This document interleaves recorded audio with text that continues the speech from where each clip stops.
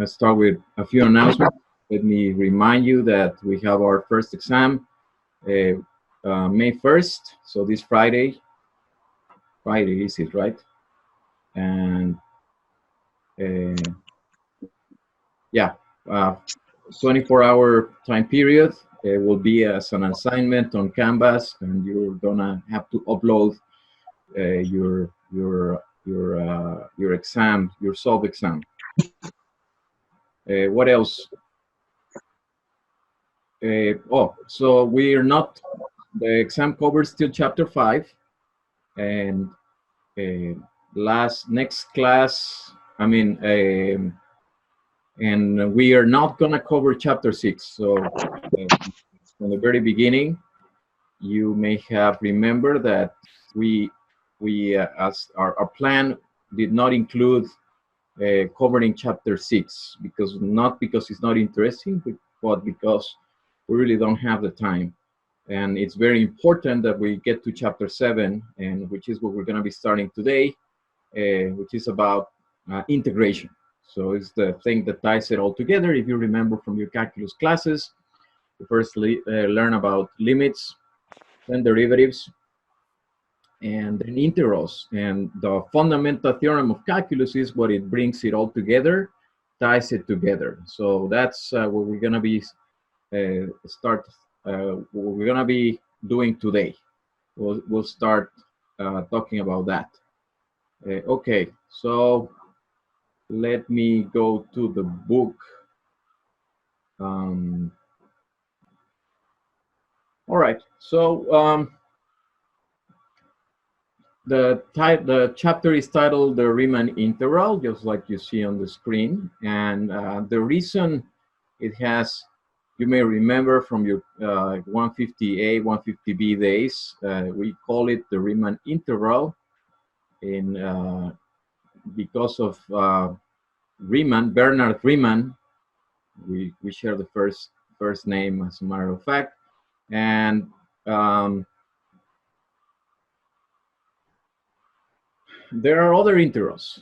If you ever have the chance to take another advanced class, when measure theory, for example, you will learn about other types of integrals. For instance, the Lebesgue integral, and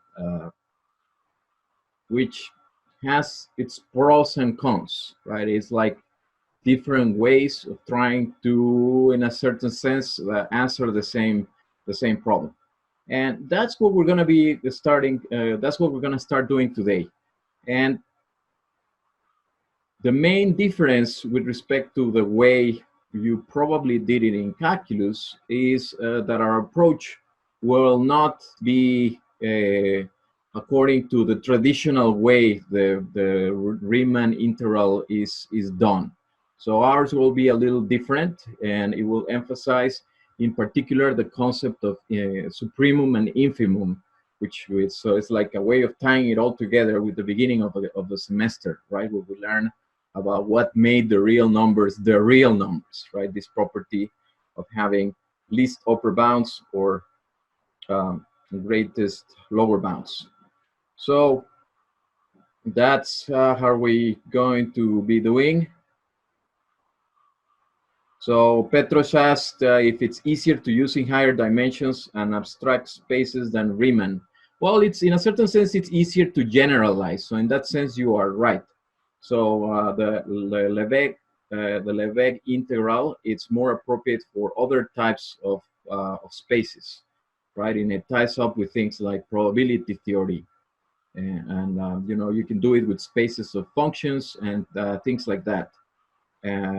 So it's different. I couldn't say that it's better or worse.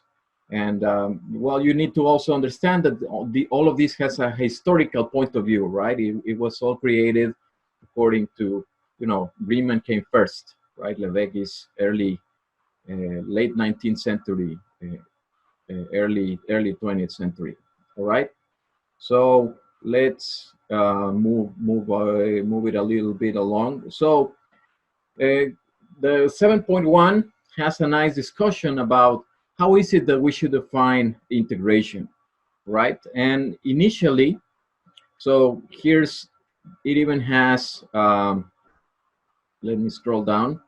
So right here, if you just looked at this, you will recognize this as the fundamental theorem of calculus. I mean, I'm not gonna make believe that you don't know it already, right? If you saw it in your regular calculus classes, it usually came like part one and part two. And depending on which book you were using, part one may have been part two or vice versa, but it was one or either one of these two. And let's take a look at what it says. Well, the first one says that if you do the definite integral of a derivative, f prime, you can evaluate it by doing f of the top minus f of the bottom, right? And that, you know, totally changes the way you do integrals. You look for an antiderivative, right? So if you have whatever function you have here on the integrand, you look for a function whose derivative is that one, and then you plug that one on the top minus plugging that one on the bottom. The counterpart of that one is if you define this function g of x, where you have x as the upper limit of integration and the lower limit is constant, and you evaluate that definite integral of the function little f. And this function over here turns out, under suitable conditions of the little f, this function over here turns out to be differentiable, and the derivative of this function g happens to be the little function f. Informally, we refer to either of these two as the integral cancels the derivative, right, in the first one, and the same in the second one. If you take the derivative of this function g, the derivative cancels the integral and you get little f, right? So that's going to be, that is the way we usually informally refer to this fundamental theorem. Now, the question here is, which functions do we expect to be integrable? Which functions do we expect to have this antiderivative? And it's very restrictive, and it would be bad on our part to simply say, let's make it the antiderivative, right? And the main reason why we wouldn't like that is because things like this function over here, right? Something as simple as this function h. See, look how easy that function is. Is the constant 1 between 0 and 1, and then jumps, and is the constant 2 between 1 and 2. And if you remember, we learned from Darboux's theorem that this function is not a derivative, right? This function is not the derivative of any function. And it's not the derivative because it has a jump discontinuity, right? The derivative of any function satisfies the intermediate value property, right? In between any two, you have all of them. And here you only have 1 and 2. So this function fails the intermediate value property. So by Darboux's theorem, is not a derivative. It's not the derivative of anything. So then it's wrong of us to think of the integral as the antiderivative only, right? It will be the antiderivative of some functions, but in reality, it can be more general. And that's what this introduction is about, how we shouldn't restrict ourselves to simply think about antiderivatives, because then we will lose the possibility of integrating some functions. And that was how historically it was done. So Riemann in the late 19th century, the middle of the 19th century, came up with this idea of trying to work towards the area under the curve, right? Trying to figure out the area under the curve, and that's why that's how the Riemann integral was created and how we enrich this notion. So we're gonna go right there. So I'm not gonna go over all this discussion. I definitely encourage you to take a read. It's only a few pages, 2 or 3 pages, and so we'll get right to the definition. So we'll get right to 7.2. So I'm gonna turn to the page now, and Just move to the appropriate page in my book as well. Good. So first, our setup. It's very important, and a little note. First, the little note is that our approach, the difference in our approach is that we're going to use lower and upper sums. So we will use lower and upper sums. If you remember from your calculus day, you may remember that, well, I mean, the traditional way was to divide into little intervals, and then in that little interval, pick any point. So we're not going to do that. Here we're going to, in a certain sense, simplify the exposition. We're going to pick upper and lower sums, and by that, I mean, we're going to pick either the value that gives the largest or the smallest, or, you know, more properly, the supremum or the infimum. You'll see it in just a moment. Okay, so so not general Riemann sums, if you want to compare to what you do it before in your regular calculus class. And throughout this entire chapter, so this is also important, throughout the entire chapter, we're going to say that f is bounded. We assume f is bounded. Remember what that means? It means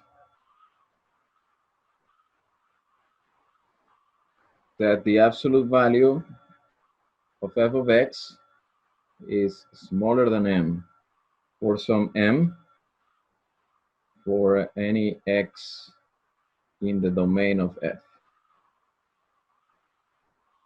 which will generally be an interval, a closed interval, as a matter of fact. Okay, so we'll start with that. So here's our first definition. This is definition 7.2.1.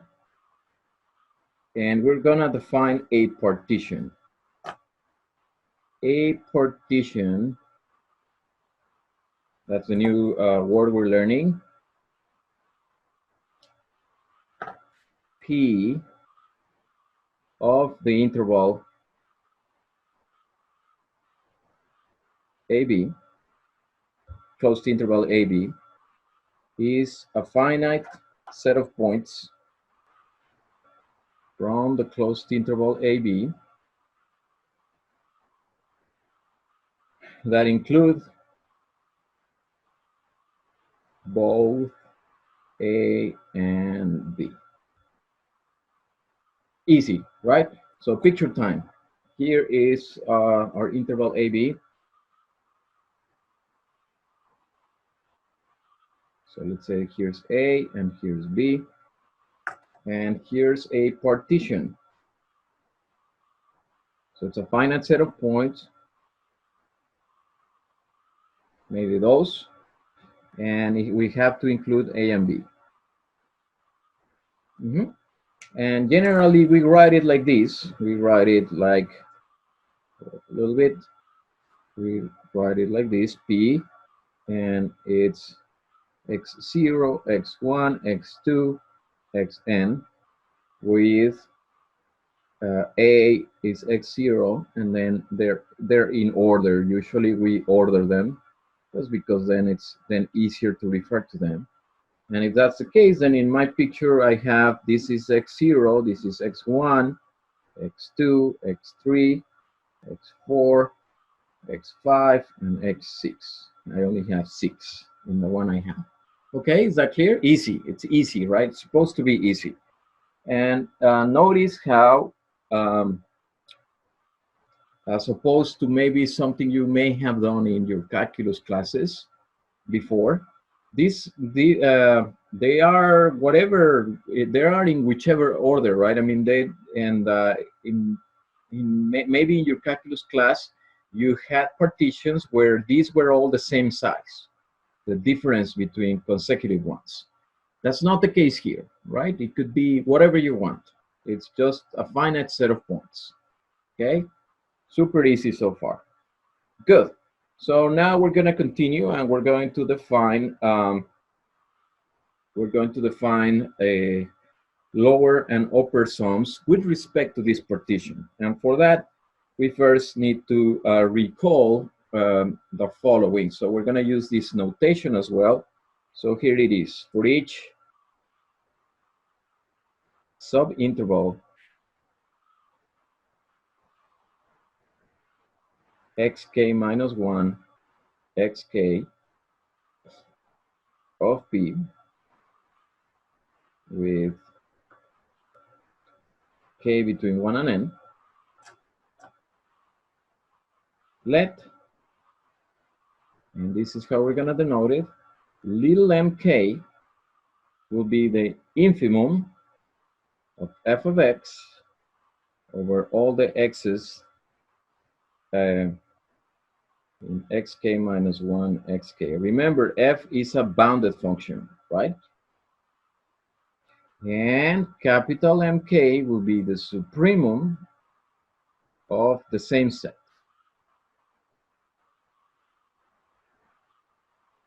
right? So I'm gonna write it just this once in the following way, but we really don't do it in the book. So this is like the following: is the infimum of the set f of the interval xk minus 1 xk. So the image of this interval, the image set, you get the infimum. And over here is the supremum of that same set. Okay, so now let's talk a little bit about why is this correctly defined, right? What do we need for a set to have an infimum or a supremum? We need two things, right? What were they? Yes, Gulnaz, you're right. It has to be bounded. That's one of them. And the other is it has to be non-empty. Thank you, Petros, for those both properties. Yes, so it has to be bounded. And that we have by general assumption, right? If I go all the way back to the top, we said that our function will be bounded in general, right? And bounded means both below and above, because we have the absolute value like this, meaning the entire set of my function is between negative m and m. Good? So that takes care of the bounded part. And the non-empty part comes from the fact that right now we're assuming our function has domain, the closed interval AB, right? So this is the fact that these two numbers are different means there are points in between, so it's non-empty. So let me just here put a little note somewhere. Recall the domain of F right now is the closed interval AB. So this guarantees that this is correctly defined. Okay, very, very good. Now, let's finally define the lower and the upper sums. Here we go. So the lower sum of f with respect to p is, this is a new word we're learning, lower sum. Here is the definition, is we're gonna write it like this, L f of p, and it will be this, the sum from 1 to n of little mk times xk minus xk minus 1. Think of it this way.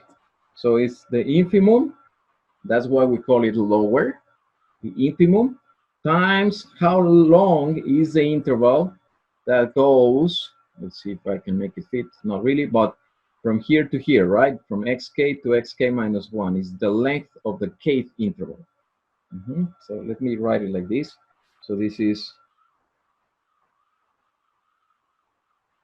the infimum of f xk minus 1 xk times the length of the interval xk minus 1 xk. That's what we're doing.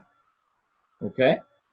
Now we'll never write it like this again, so we're going to use this one here. But it's just to give you an idea, an understanding.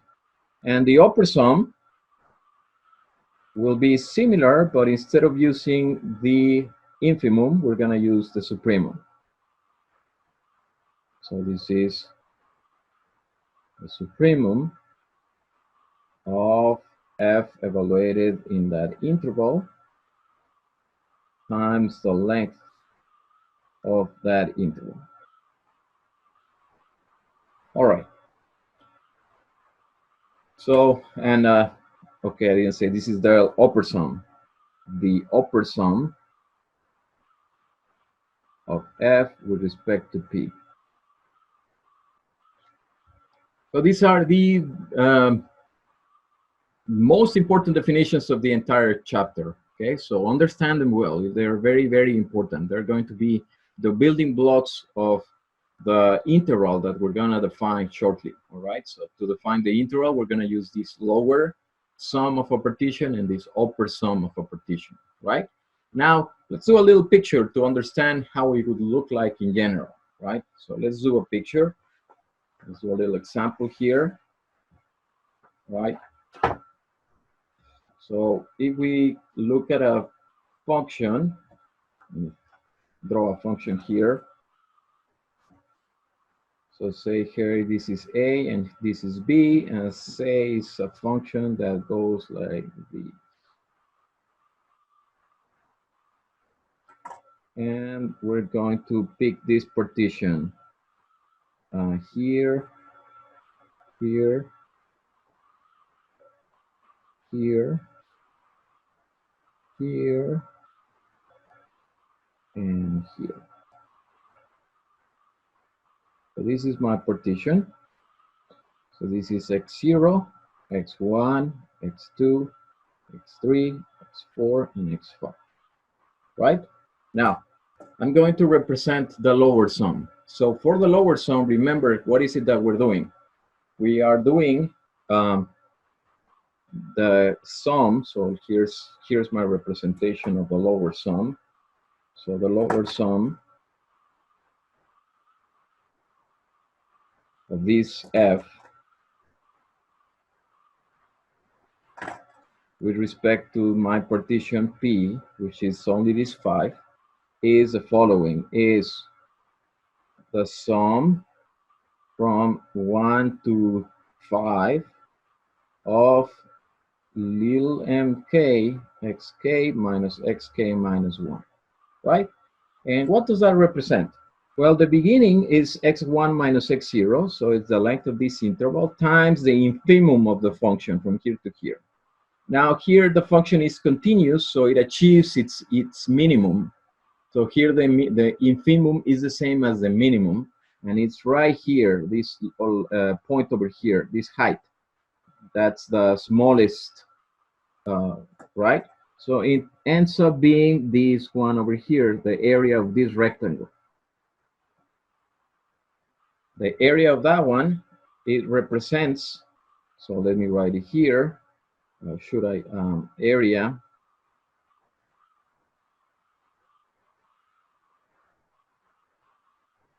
the area is x1 minus x0 times m1, right? Then you go to the next, and then from here to here, it will be this one.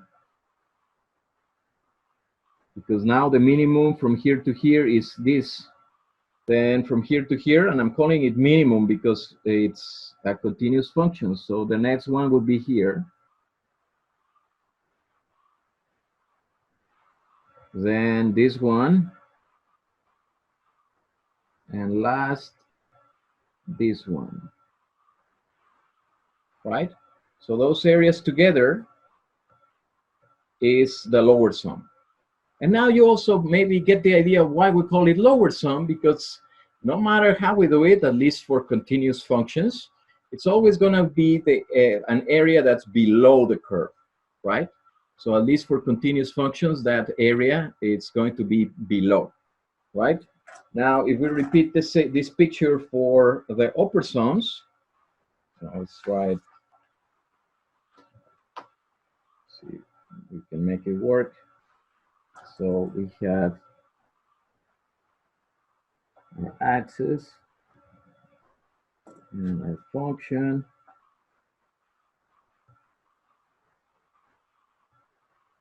And our values over here. And there's our heights.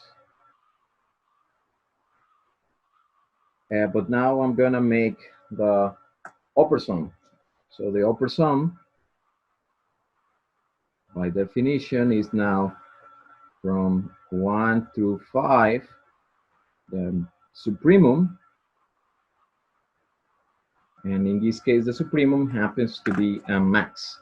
So here at the beginning, it will be this big, then this big, then all the way over here, and last this. So now we get these rectangles, and the areas of those 5 rectangles together, that's my upper sum. Okay, is that clear? Is that clear? That's visualization. Let's see if we can maybe put them, the two of them together.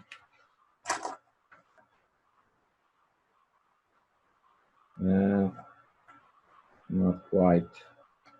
Maybe like this.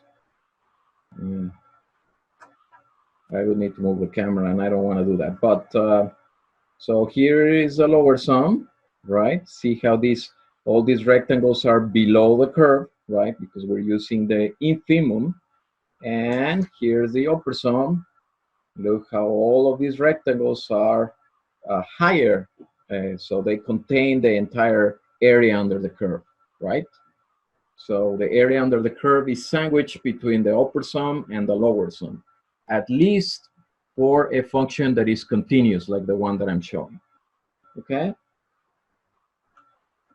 Good. So let's continue.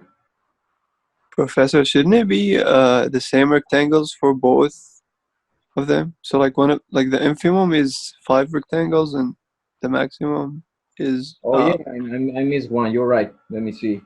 So I was tracing the picture, and that was one. That one was faint, so I didn't see it. But you're right. There's another interval right here. You are right. So it should be 5 on both. Let me see. So this is x0. That's A. x1, x2, x3, x4, and x5, and that's B. And then let me correct my picture. So now it should be like this, from here to here, one rectangle, and from here to here, another one. Is that better? Yeah, thanks. I was just making sure. Thank you. Yeah, absolutely. The same number of rectangles. Right? That's important. So you could have the two pictures one on top of the other, but then you wouldn't appreciate it, right? If you put one on top of the other one here would have these lower heights, right? Here and here and here, here, and exactly no here, over here. Okay, good. So something that you should realize is, so I'm going to write it here, but I'm going to write clearly, which is actually something that is kind of dangerous, right? When you write clearly, it better be clearly, otherwise you may be assuming too much. So here's what I'm going to write clearly. The upper sum is bigger than the lower sum. Why is this?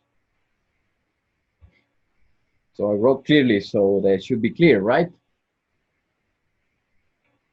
For any partition. And why is that? Well, because the supremum is always bigger than the infimum, right? The supremum is supposed to be an upper bound, and the infimum is supposed to be a lower bound of the set, of whatever set, right? And so this is, so I'm gonna write it here, true, because mk is bigger than or equal little mk, i.e. the supremum of any set is bigger than the infimum of any set. Because this guy is the upper bound, is an upper bound, and this guy is a lower bound. And an upper bound beats any element in the set, and any element in the set beats the lower bound. Is that clear? So this is true. The upper sum is bigger than the lower sum. Okay, fantastic. Next item here, next definition, we're gonna define a refinement of a partition. So we say that a partition Q is a refinement of P if Q contains all the points in P, i.e. P is a subset of Q. So if you put more parts, you call it a refinement. Easy enough, right? So it means, go back to my picture here that I only have 5 and maybe add some others in between. And when I'm done doing that, I gotta renumber them because they are in order. But after I do that, that's gonna be a refinement, right? So a little example here, maybe, so example, maybe on the interval 1, 2, the partition 1, 1.2, 1.4, 1.6, 1.72 is a refinement of 1, 1.4, 1.6, 2, right? And why is it a refinement? Because all of these numbers belong in here. And I have 2 extra ones, right? I have 1.2 and 1.7. So that's why it's a refinement. Okay, little lemma. Let's see if we, so first thing we do today, lemma 7, this orange should not be seen that well. Let me change it, change the color here to purple, lemma 7.2.3.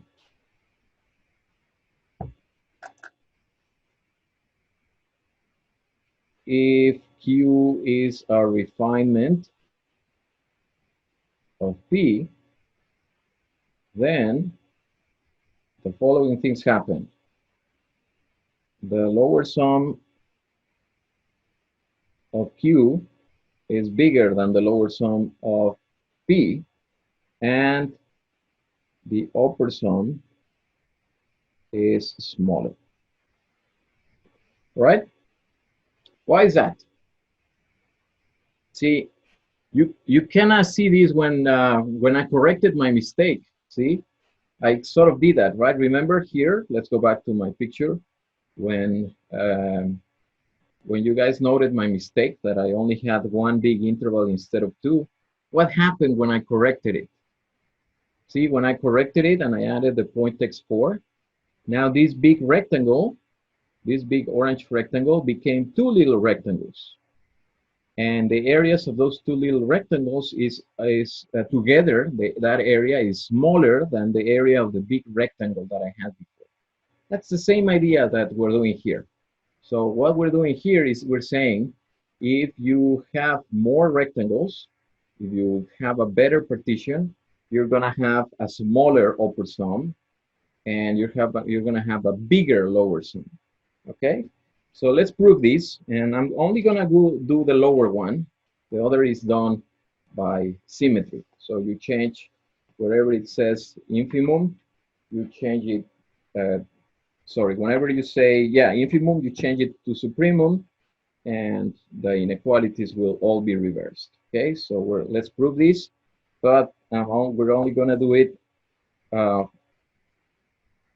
for the lower sum. Proof for the lower sum.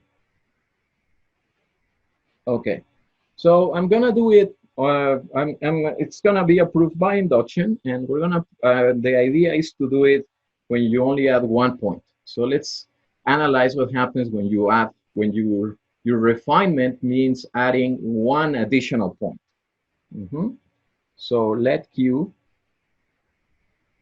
be a refinement of P with only one extra point Z. So assume P is the usual x0, x1, x2, all the way to xn, with, as usual, they are ordered, and the endpoints are A and B. And suppose that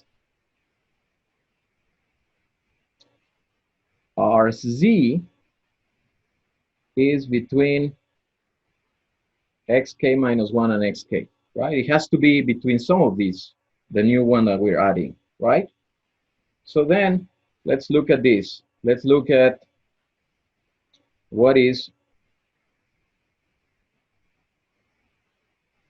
mk times xk minus xk minus 1.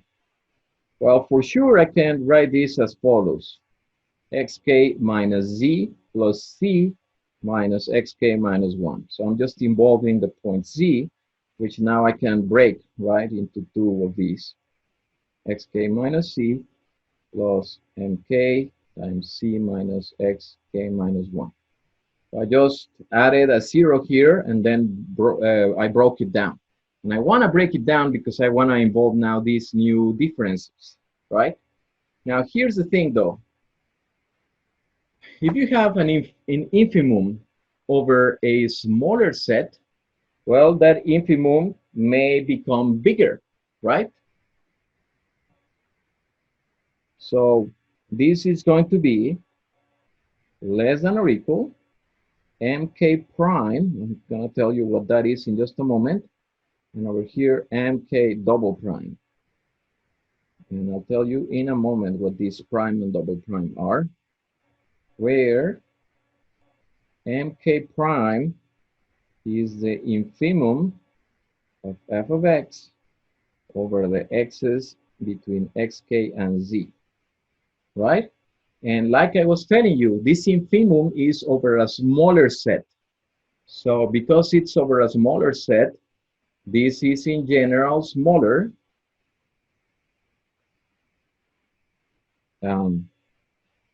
So this is less than or equal the infimum over a bigger set.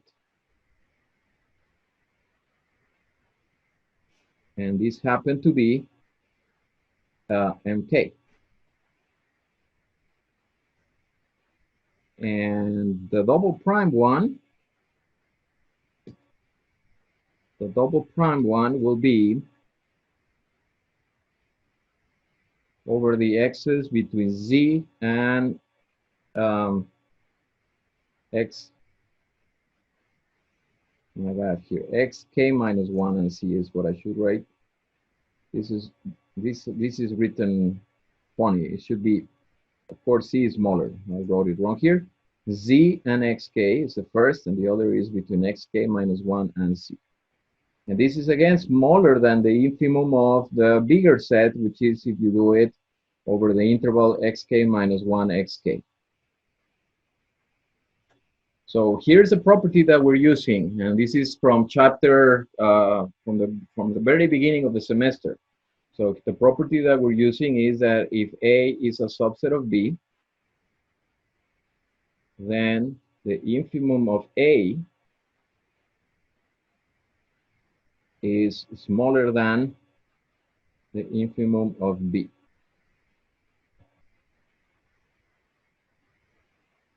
Why is that? Because in the bigger set, you may have even smaller numbers, right? So if you are, let's see, if am I saying this correctly? I wrote it incorrectly. My bad. This guy is, these inequalities are all the opposite way. Sorry for that. These are supposed to be like this, and I'll explain in just a moment. So this is the property, right? So here's why this happens in general, right? If you have a bigger set, if A is a subset of B, the infimum of A, so this is the lower bound, right? The greatest of the lower bounds, right? And by increasing your set, so if you make B, if B is a larger set than A, right? A larger set than A, that may force you to have a lower bound that is even smaller, right? You may have on the set B, you may have even smaller numbers, right? So the set A has a number that is the infimum. Think of it as the minimum for now. Maybe it's the easier way to understand it. And then in B, you may have even more numbers, some that are even smaller.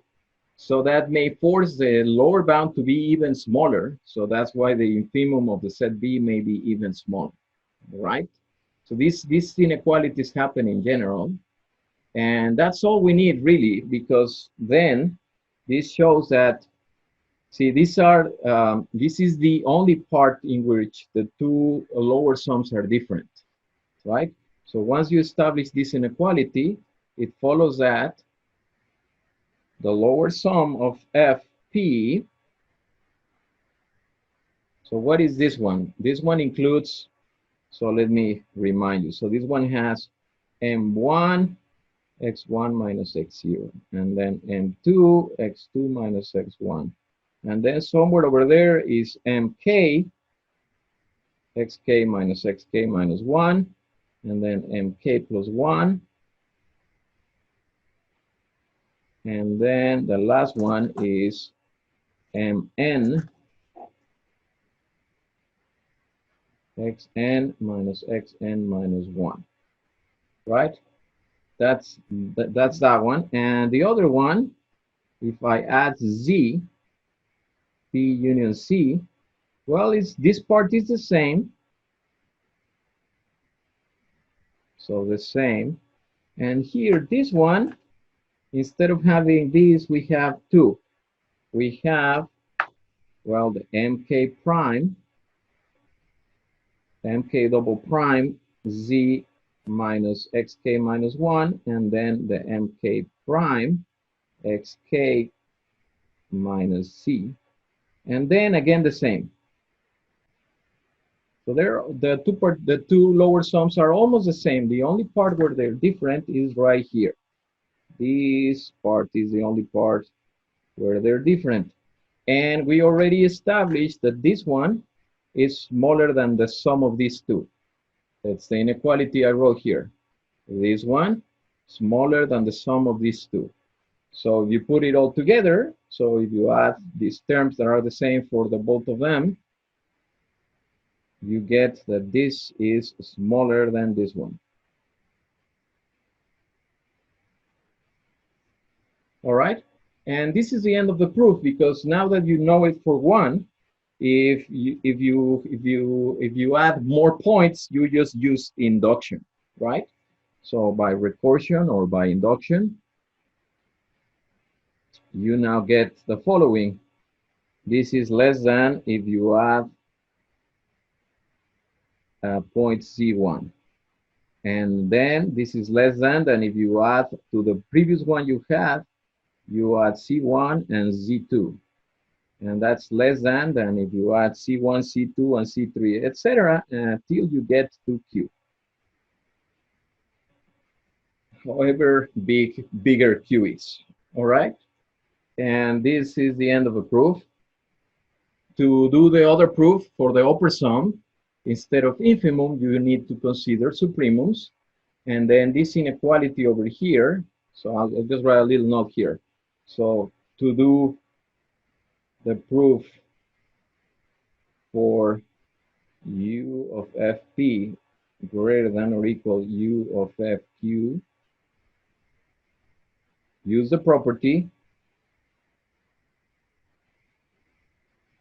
if A is a subset of B, then the supremum of A is smaller than the supremum of B. Now the inequality is the opposite, right? If you have a bigger set, the I'm not sure that I'm saying it the right way. Yes, so if B is a larger set, then that larger set may have bigger numbers, and because it may have bigger numbers, the supremum needs to be even bigger, right? Or in other words, a different way of saying it, any upper bound of B will also be an upper bound of A. Good.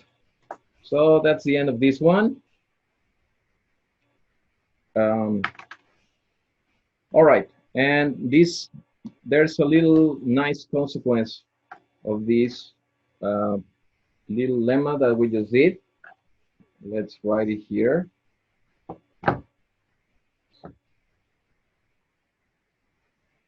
And this is the next lemma, lemma 7.2.4. And it says the following now: if you have two partitions of AB,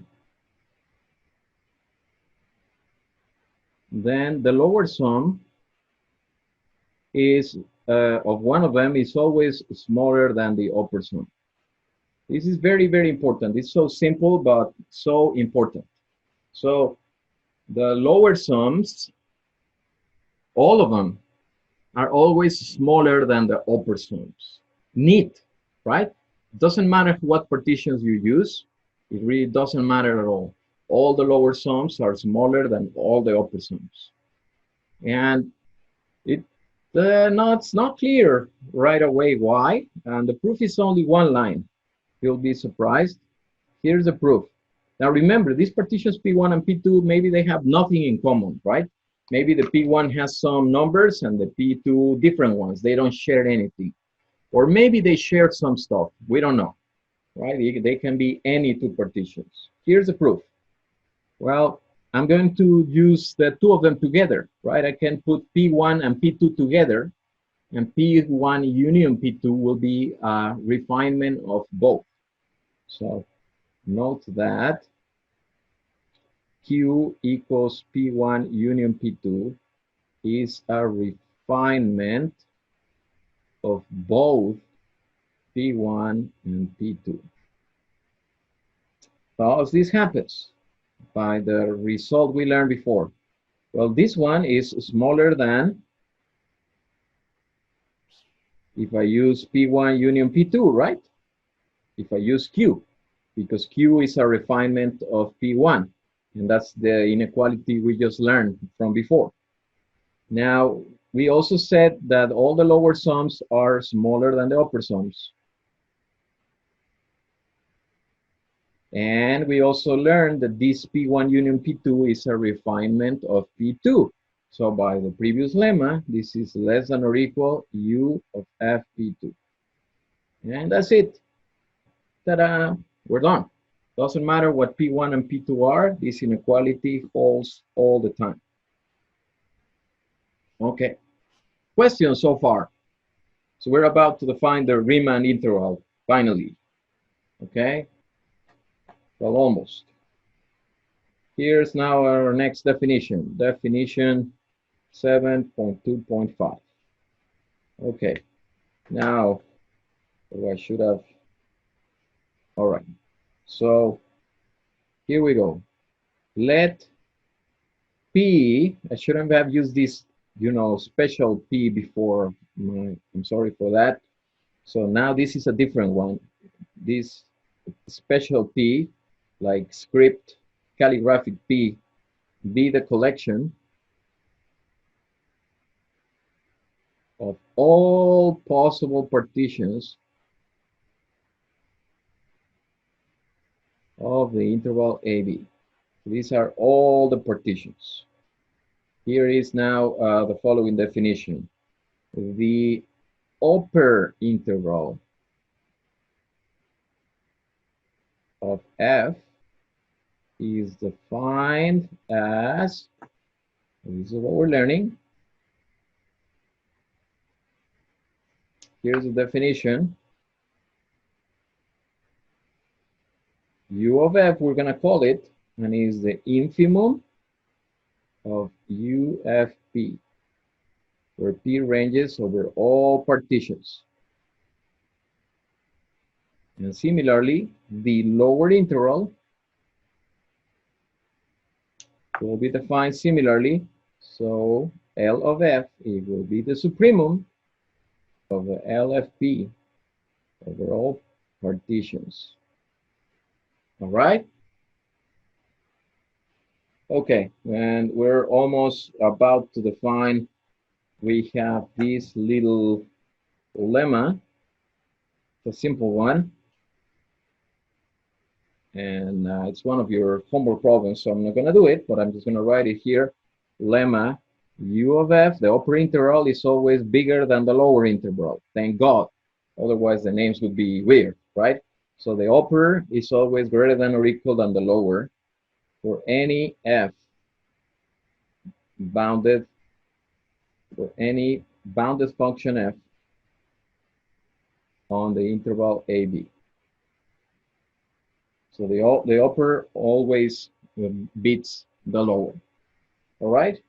And then, together with this, we have now, finally, our big definition. Definition 7.2.7, Riemann, let's try again, Riemann integrability.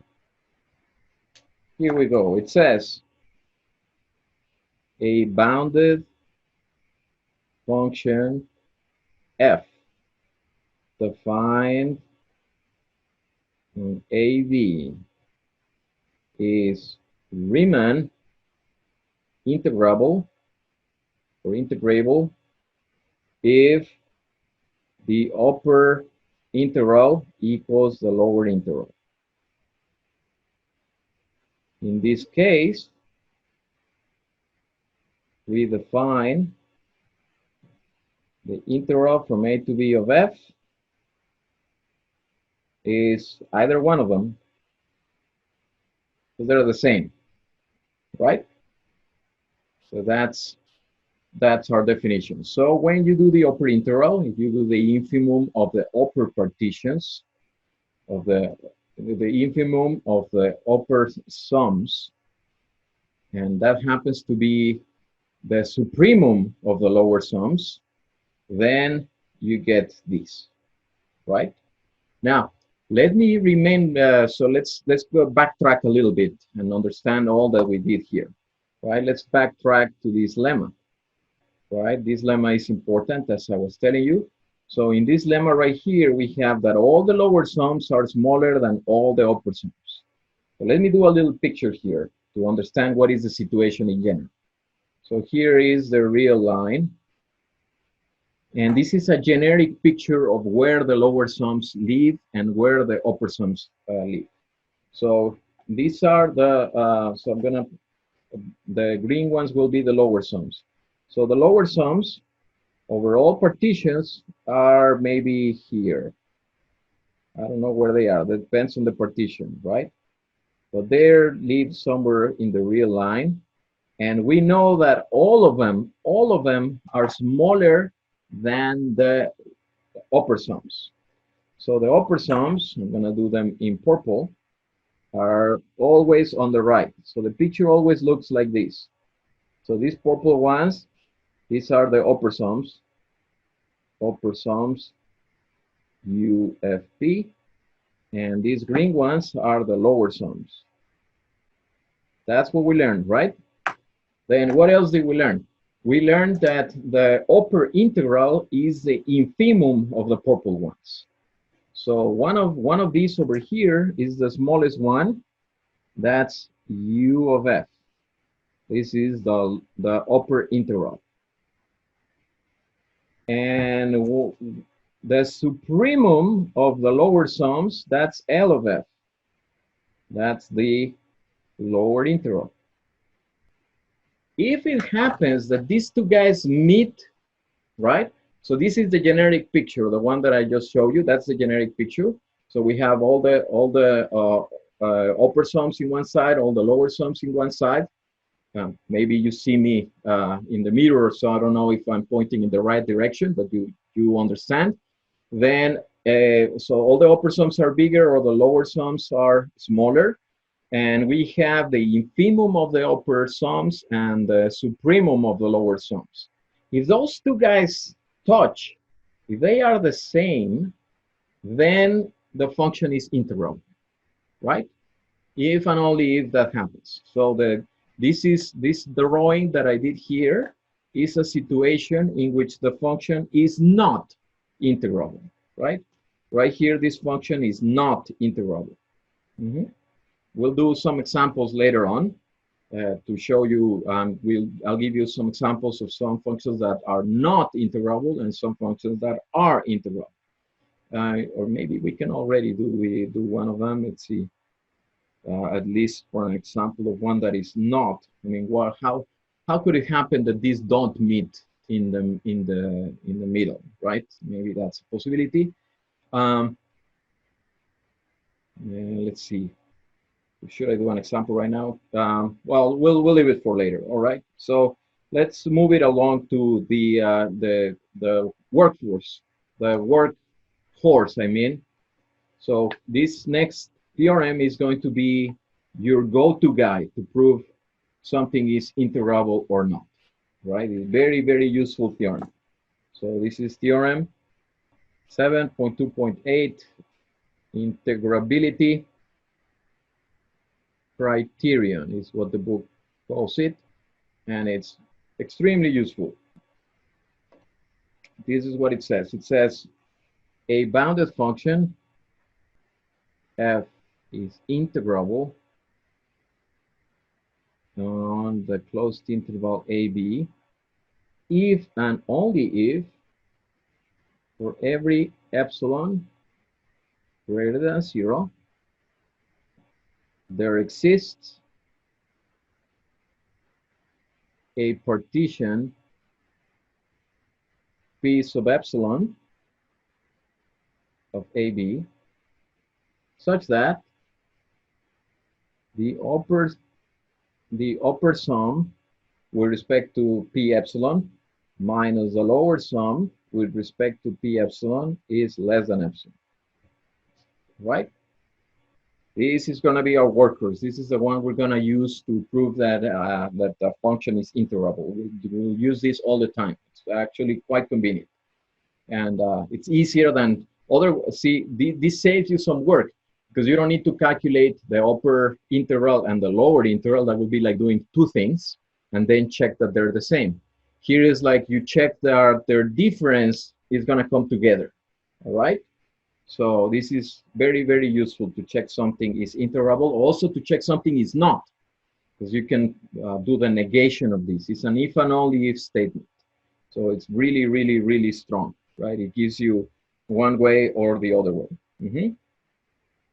All right. So let's prove this. Oh, a little note here. From this kind of theorems, probably you would expect to have right here absolute value bars, right? You want the difference to be small with absolute value, usually the case. We don't have absolute value bars here. Why? Well, because remember, It's always more than the lower. exactly. Thank you. Yes, you're absolutely right about that. Because this guy is always bigger than this one, right? The upper sum is minus the lower sum is always positive. So we already know this is positive. Yes, that's exactly right. Okay, so let's do this. It's an if and only if statement. So let's first assume. First, we're gonna assume that there exists this epsilon. So in other words, we're gonna show. So assume. I'll write it. Assume for every epsilon, there is P sub epsilon, a partition such that U of F of P epsilon minus L of F of P epsilon is less than epsilon. So I'm going to assume this, and I'm going to show that f is integrable on the interval AB. All right? So we're assuming this, and we're going to prove that the function is integral. All right. Note that, like I was saying, this number is always positive for every epsilon. So if this is true, right, let's remember how we defined the u and the f. So what happens when, so if we go back over here to our definitions, see here's our definitions of the upper integral and the lower integral. Our upper integral was defined as the infimum over all partitions, and the lower integral defined as the supremum of all the partitions L, right? So then from here, what happens when we take this expression over here and we take the supremum, right? So the supremum, so recall that, let me write down the definitions here so you understand what's going on here. Recall that u of f is the infimum of u of fp over all partitions, and L of f is the supremum of L of fp over all partitions, right? So in particular, this number u of f is a lower bound of u of fp epsilon, right? So in particular, so this means that u of f is smaller than u of fp epsilon, correct? And this one over here is the opposite way. So L of f is greater than L of fp of epsilon because this is the supremum, so it's an upper bound. And because it's an upper bound, in particular, it's bigger than this one. Right? So therefore, if I do u minus L, well, the u is smaller than UFP epsilon. And the negative L, when I multiply this by negative, the inequality flips, is less than negative L of FP epsilon. And this is less than epsilon, right? But this happens for every epsilon, right? So if I have a number that is less than epsilon for every epsilon, it means it's zero, right? That's the definition of, so the only possible number that satisfies that is zero, right? That's, in fact, I think we had this exact same exercise as a problem back in chapter 1. So if you have a number x, which is less than epsilon for every epsilon, but positive, that number has to be zero. Thus, u of f minus L of f is zero, i.e. u of f equals L of f. And that means f is integrable. Thus, f is integrable. All right, so that was actually the easy one. Okay, so now let's do the other one. So for the other one, now we're going to assume these two are the same. So let's do now the second part. Conversely, assume the upper integral equals the lower integral. And let epsilon be greater than zero. So what is it that I need to show? I need to show there is a partition. I need to show there is a partition that makes this happen. Okay? So I'm picking an epsilon. And now it's actually very simple too. So we're just going to use a property about infimum and supremums that we learned. Remember, for the supremum, it was that if you move any number, it satisfies to be the supremum. If you move epsilon this way, you capture someone. Remember that? Similarly for infimum is if you grow it epsilon, then you capture someone. So that's what we're gonna do here. So because L of F is the supremum, the least upper bound, the supremum of all the LFPs with arbitrary partitions, then there is a partition P1, there is some partition P1 such that if I add epsilon over 2, I'm picking epsilon over 2 instead of epsilon because I need some leeway, all right? So I'm doing that property with epsilon over 2. So I have the supremum. So if you take the supremum and you subtract, that's the way we wrote it. Let me write it so that it doesn't confuse you.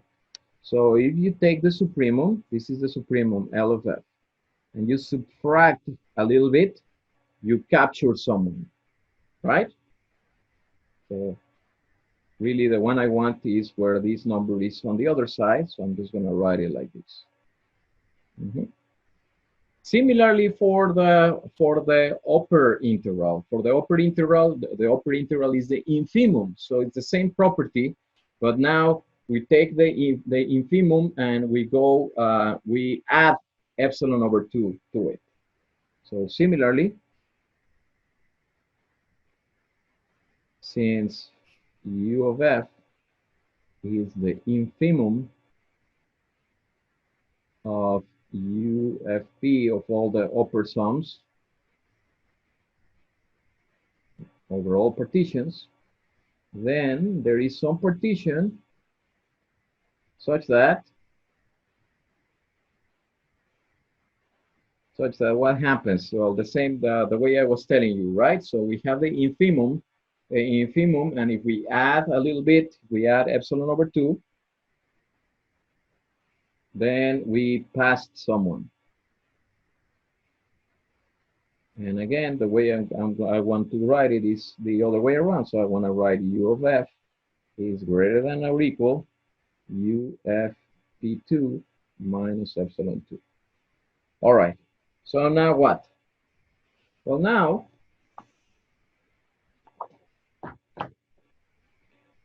we're going to use the union of P1 and P2. That's where we can combine the two of them. So I want to have a statement in which I combine these two inequalities.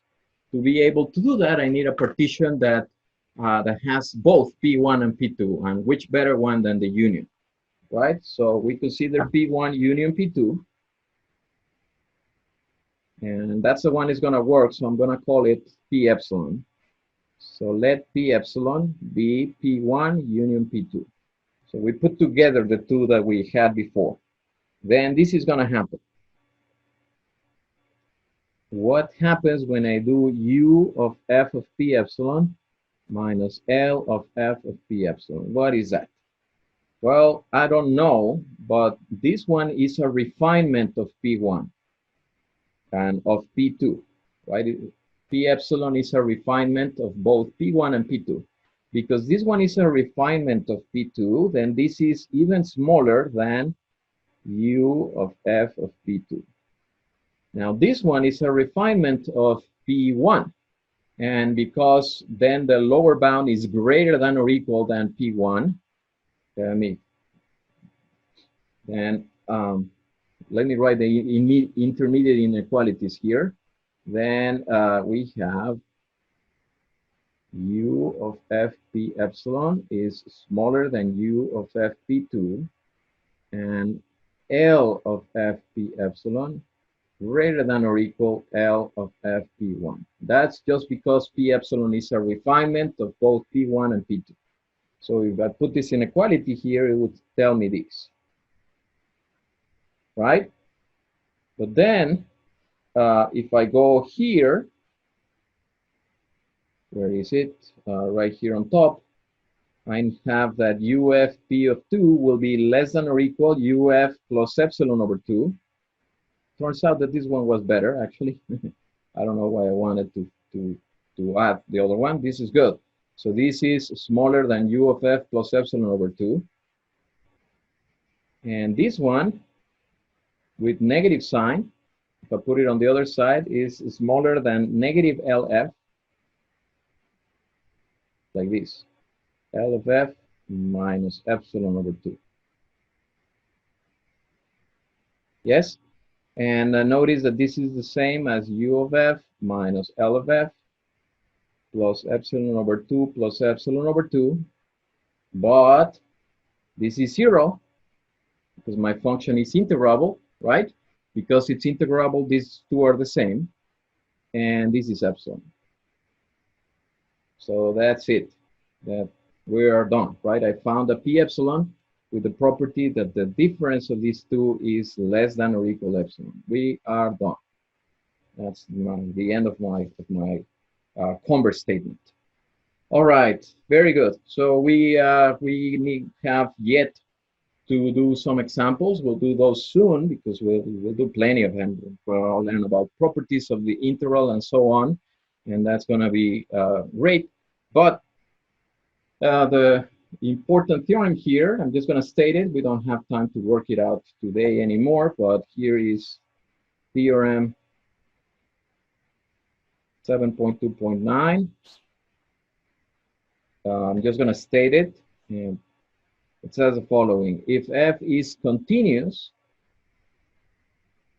just like the example that I showed before on the closed interval AB, then f is integrable. So at least for continuous functions, we're good. This Riemann integrable definition makes perfect sense. Okay, we're right there on time, so I'm going to stop soon. Do we have any questions? Are we gonna review next Thursday? Not sure. I don't think we have. I have to check my schedule because we also don't have. Yeah, I need to check how many sessions we have. If possible, we will. Otherwise, we won't. I have to check. Friday, what time you gonna post the test? Whatever I wrote, what did I write? Was it noon? I think I wrote noon. Noon? Okay. Noon to Announcement. noon. Saturday noon. Okay. Yeah, and then it's due 24 hours later. I will. I already did it for my other class, so I put a set of instructions. So you either are going to copy, print the exam and write on the spaces provided, or you can write on your own pages. The only thing is, if you write on your own pages, you need to with your own handwriting, write a statement which says something like, the following is my own work. I did it without getting help from anyone else, etc., etc. Right? Is the honesty statement. But you'll see all those instructions. They're pretty straightforward. I didn't have any concerns with my other class of lower classmen, so you guys should be golden. I don't anticipate any problems. Okay. So if I'm using iPad and just send it PDF, that's fine, right? Yeah, that would be perfect. In fact, if you type it, even better for me, because then it's easier to read and quicker to grade. Got it. All right. Anything else? Okay. See you guys in a couple of days. Thank you, Professor. Bye. Bye.